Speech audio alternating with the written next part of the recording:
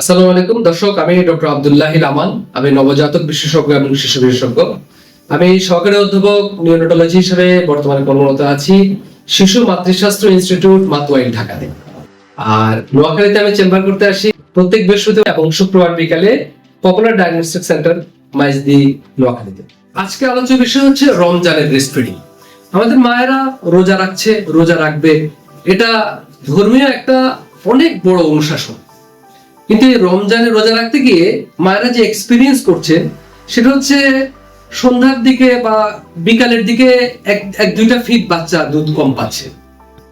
এখন এই সময় মায়েরা একটু কনফিউজড হয়ে যাচ্ছেন যে আমরা কি বাচ্চাকে এই সময় অল্টারনেট কোনো কিছু দিব।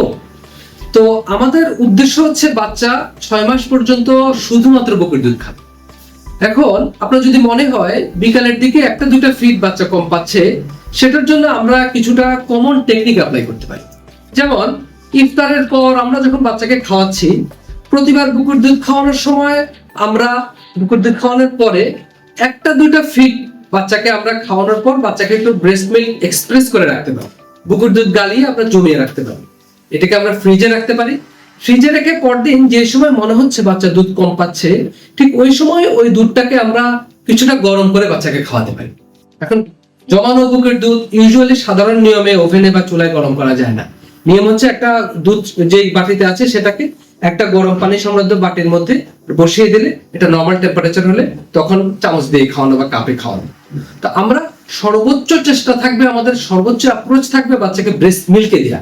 কারণ অল্টারনেট ফিডিং দিলে বাচ্চার হজম সংক্রান্ত জটিলতা, বাচ্চার পেট ফেপে যাওয়া, বাচ্চার বমি হওয়া সহ বাচ্চার পেটে ইনফেকশন হয়ে যেতে পারে।